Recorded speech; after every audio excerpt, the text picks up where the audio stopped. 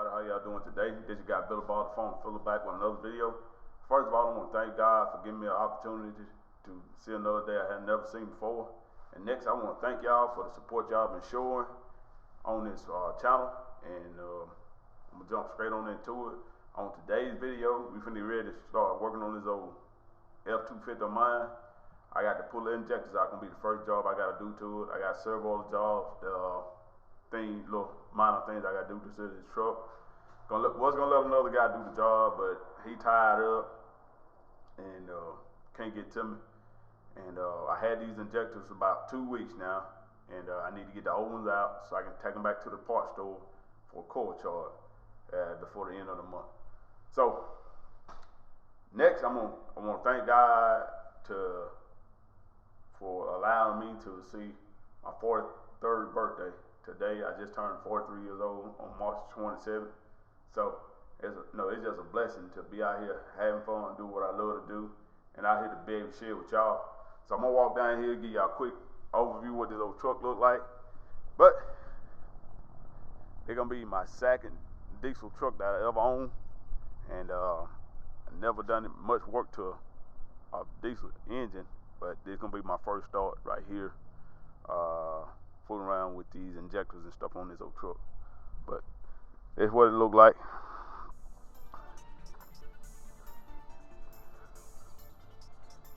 Ain't the best looking truck in the world, but it looked pretty good, pretty solid for a 1997 truck. The guy that had it, he kept it up pretty good and got to the point. He quit driving and let it go. So, like I said, it got some work need done to it. Door panel, rusted bed, got a couple of small oil leaks and stuff like that. So, with that being said, I'm gonna get in this truck and crank it up and let y'all get a good overview what this old truck look like and what it sound like when it crank it up, and why we putting these injectors in it. But I'm gonna step away from the camera a little bit, and I'll be right back. I'm gonna crank this whole thing up.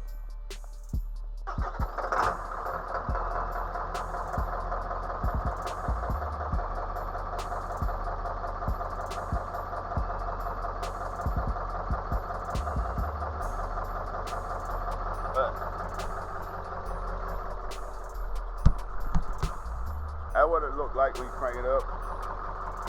First thing, you drive down the road probably about 4 or 5 miles, and it quit smoking. But I got to get that fixed.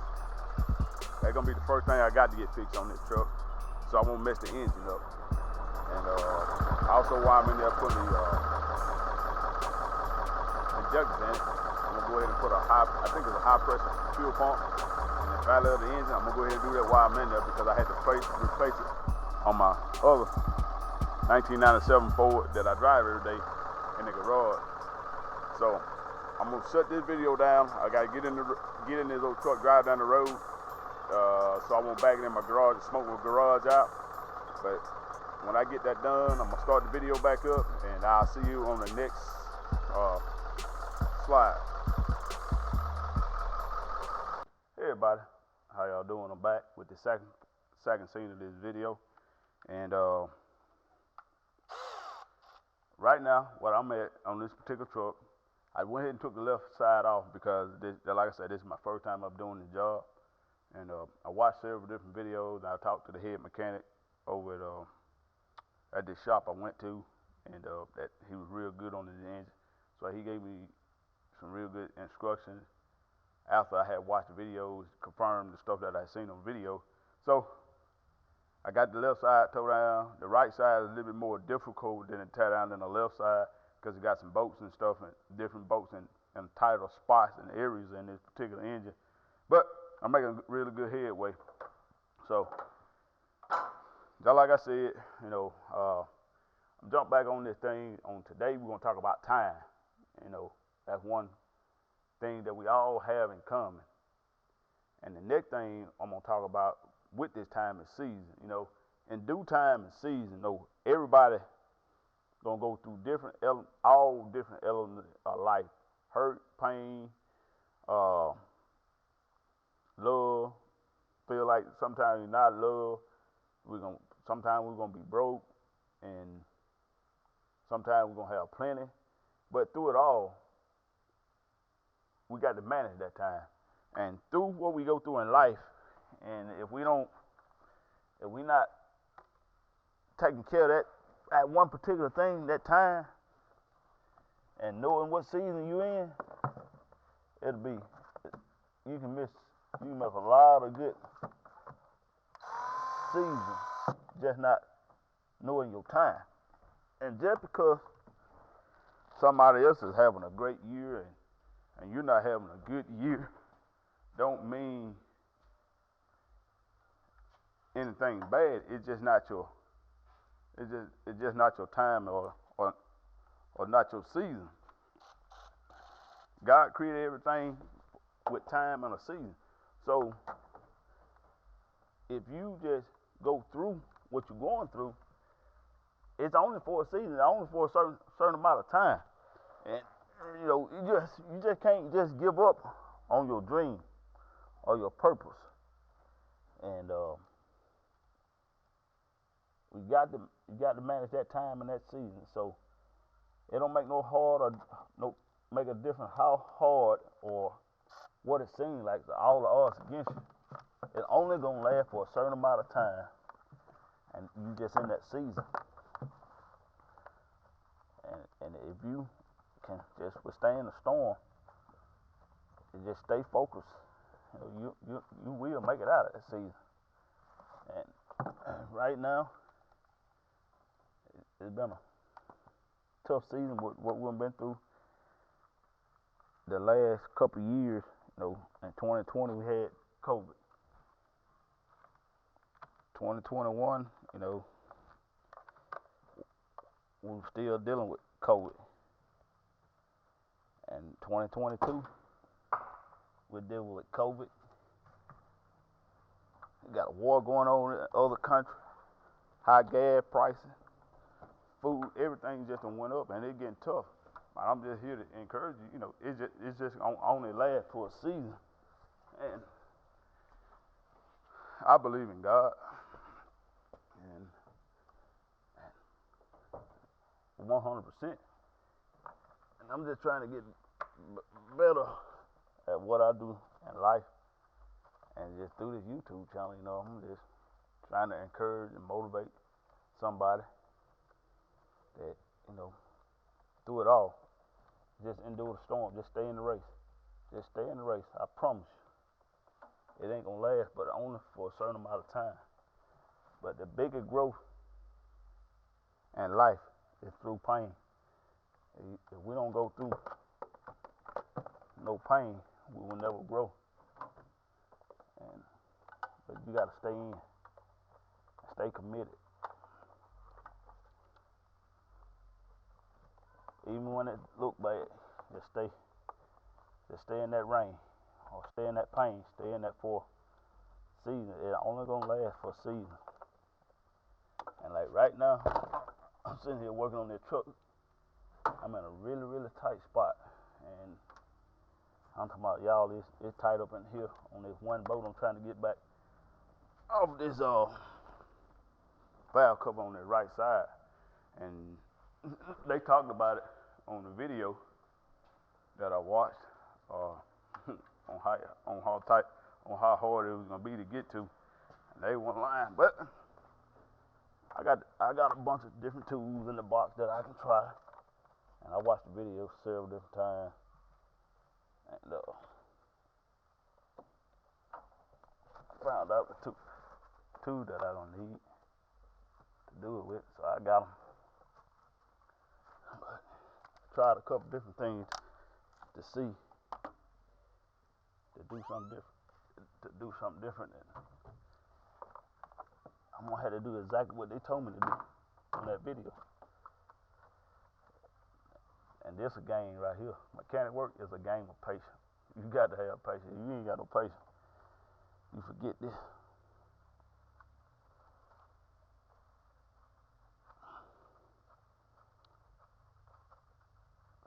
Just like on today, it's my birthday. I went to church first thing in the morning, and got that out the way, and now my wife wife had a basketball banquet she had to go to today, and so I'm here working on his old truck, getting this done.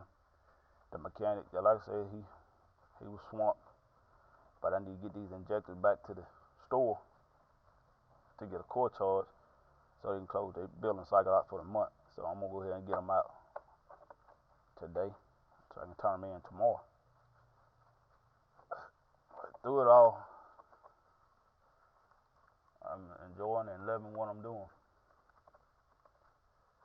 So I hope y'all having a great day, because I am. It just be a blessing to be out here being able just to do this.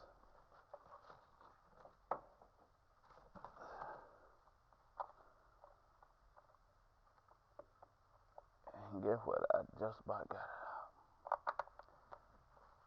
Woo! I got it, y'all. I got that old bad boy out. And just like that, I got it. I just drop him in the box. So,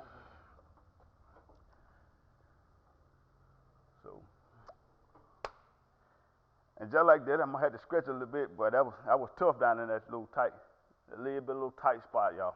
I'm talking about tight.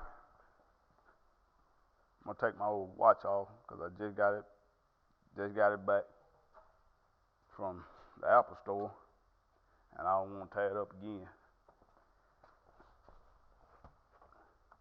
Cause I went to Jackson to pick my watch and my iPad up. I had a watch and an iPad tore up, and I had to bring my old iPad back to the store the same day.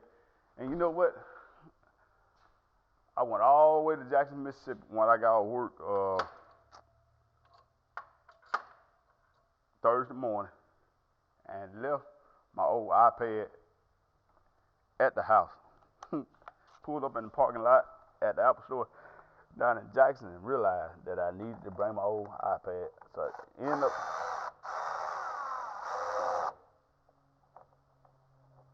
I ended up getting my watch that day, but I didn't get my iPad. Turned around and left out 5:30 Friday morning. The lady told me she'll meet me at the front door at 8 o'clock when she got there, and they wouldn't let me ship it, so because I dropped it off down there, so I couldn't ship it, so I had to go get it. But make a long story short, I got that all taken care of. Just dropped the bolt down here on the frame. I need to get. I think I dropped another two. Yeah, dropped another bolt down here. You put it in the box. Make sure I have everything that I need. So I got another couple more little tight hard spots in here that I got to get.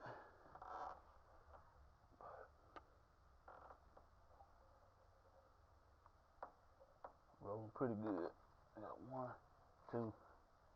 I got 3 more to come out, and I'll be ready to take this valve cover off.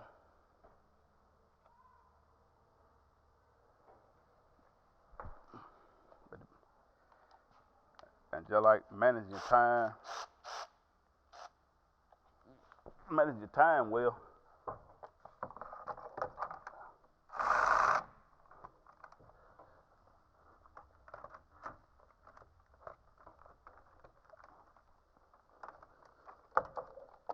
Time and your resources.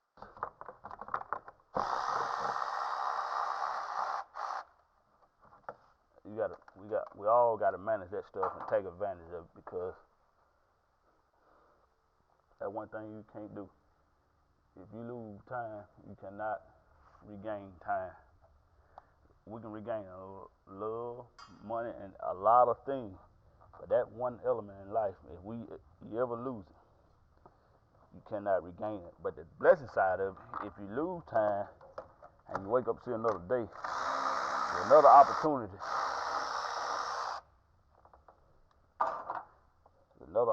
to better ourselves. So what I have figured out about lost time is just we learn from it and we build off of it.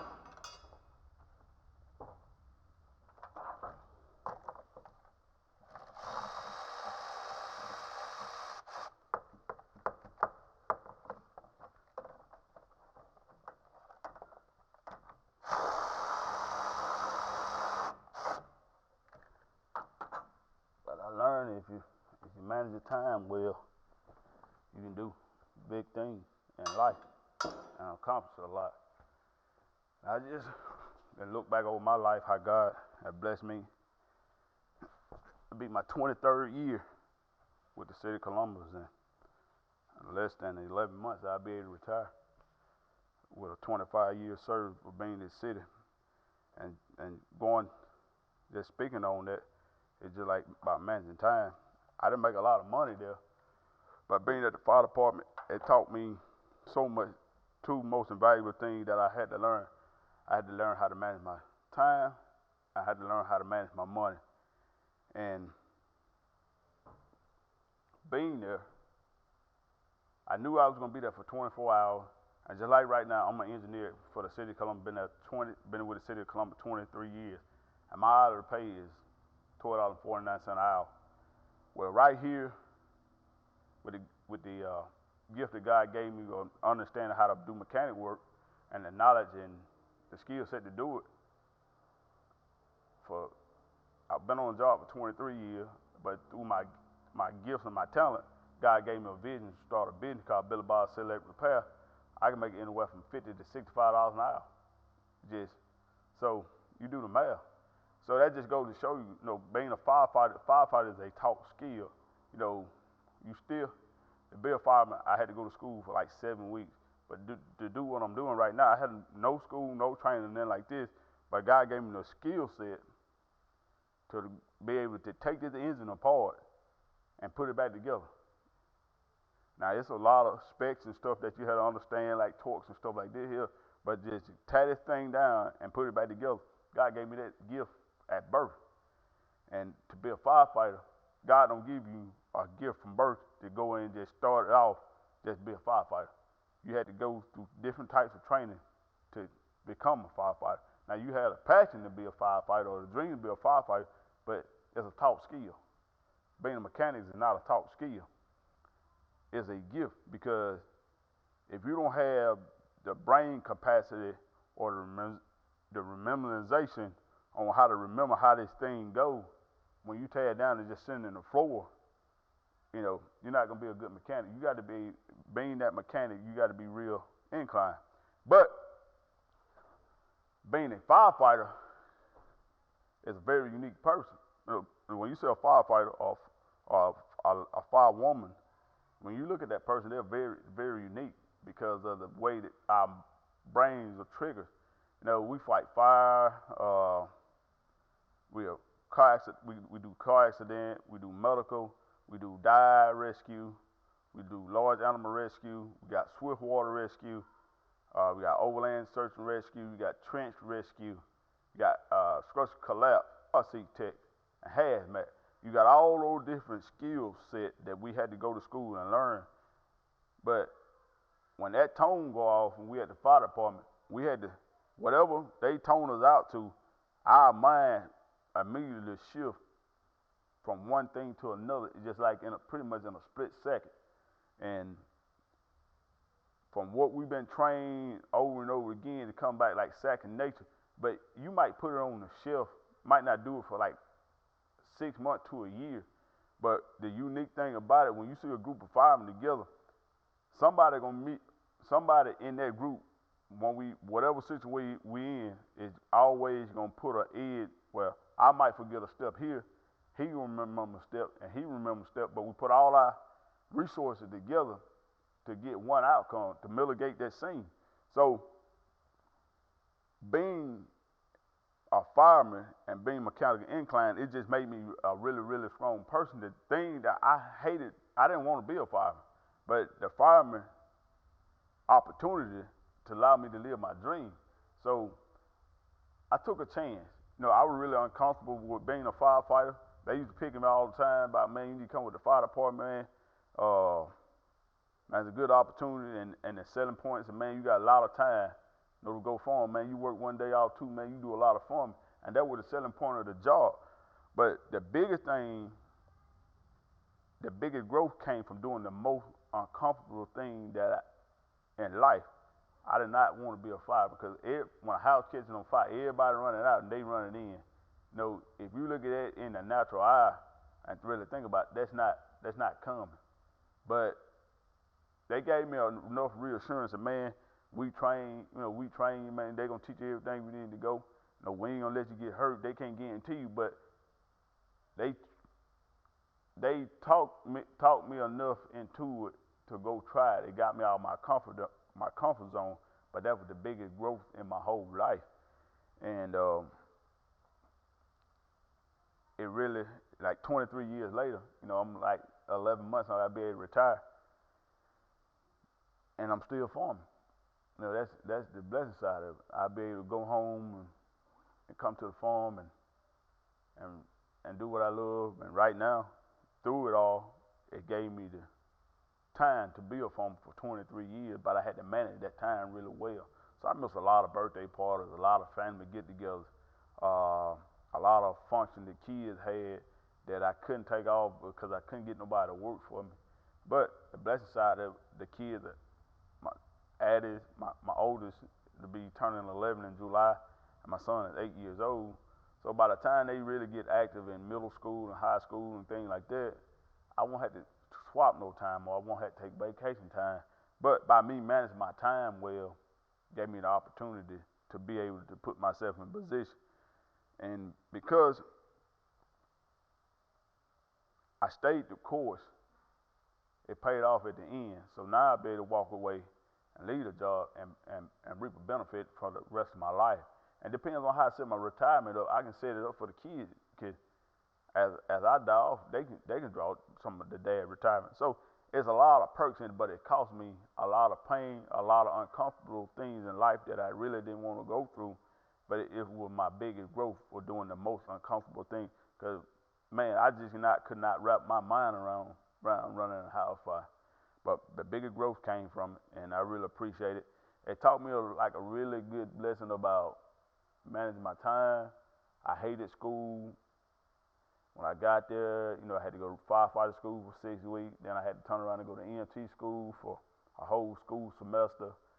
I didn't take the ACT when I was in high school. To get in the EMT class, I had to turn around and take the ACT to get in. I needed 16 to get in the class. First time I took it, I made a 14. The next time I studied, I turned around and made a 17 on the ACT. But, I had been out of school. I forget, that was around, I graduated high school in 1997, and I went to EMT school in 2010. Yeah, it was 2010 because my baby Addison was born in 2011. It's 2010, and so if you look back from 1997 to 2010, something that I said I was never going to do, I ended up had to do it to get in class to live my dream as a farmer. And but the biggest growth came from doing the most uncomfortable thing. And just like I said, now I pray God to continue to keep me healthy so I can reap benefits from the fruits of my labor. But that's why I'm sitting here sharing with y'all why I'm out here working on those old trucks. And I see a lot of kids, and you talk to a lot of people, they don't have an idea what they want to do in life. God gave us three things in common. He gave us a gift, a dream, and a purpose. And he give everybody their time, an adequate amount of time and their season to fulfill those three things. But if you don't manage your time, you will never reach those three.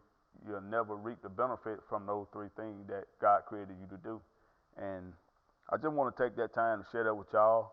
And the next video, I got start this series back over. I started a series called Six Principles of Management. I'm gonna start it back over and get it up and going. And we're gonna talk about those four components: time, dream, gift, and purpose. And that was the channel all about. I just want to scratch your brains a little bit. Get you out of your comfort zone. Don't rely on a job all the time. Just like I said, my dream took me to the fire department. It wasn't my passion to be a fireman, but my dream to be a farmer drove me to the fire department. But the fire department taught me a lot about discipline, where it got me where I couldn't hang out. I had buddies was smoking and drinking. Well, I couldn't do that being a father because I'm a public figure. When I'm a representation of the Colombian Fire and Rescue and a brotherhood.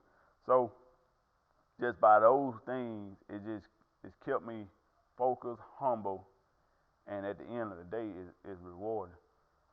And I'm gonna finish this old truck up right here, right now, and I'll probably get my little camcorder out once I get everything out and get down in the engine and get everything squared away and show you what I've done so far inside this engine, give you an outlook, and I'm gonna finish this video up. So I'm gonna stop this scene and finish getting these screws off, because I'm gonna try to run down and holler at my mom and my sister and them. I haven't been down there about a few weeks, and check on them and see how they doing. But thank y'all for the support, and we'll see you on the last scene. All right, everybody, back under here. Take these, unplugging these injectors. We got these little clips here. Gotta unplug these wires. Get them out. Each injector got their own electrical plug that I gotta take out.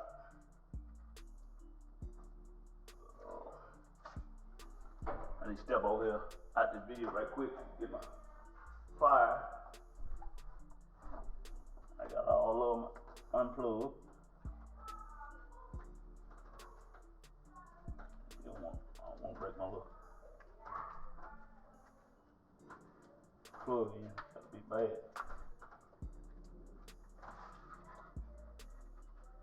So this little job wasn't too bad. Getting them off wasn't too bad so far.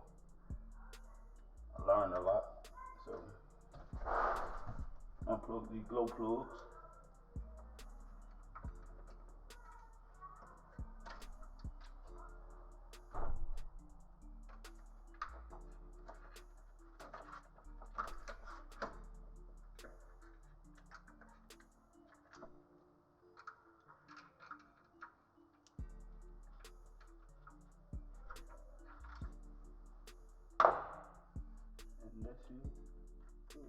Valve cover should come off. These valve cover got the little electrical wiring and all in one. But just like that, we got that out. Lay it to the side. And just like I say, I don't know if y'all can see me. But that's 1, 2, 3, 4. Got 4 injectors on this side, and a fire order they go 1, 3, 5, and 7. That's the even side is on the left side, and the odd is on the right side. So I got all of them out, and I'm gonna wrap this video up. All right, everybody, I'm gonna wrap this video up. I got the last injectors and all that stuff out of this truck. Not injected, but the valve covers off, and everything unplugged. So I'm gonna finish getting these injectors out. Once I get them laid out on the truck, I'll put that in the next video. But I gotta get this done. So I'll see you next time. Thanks for watching. Thanks for the support. And hit it in the comments and like and let me know what you think about this video so far. So until then, we'll see you next time.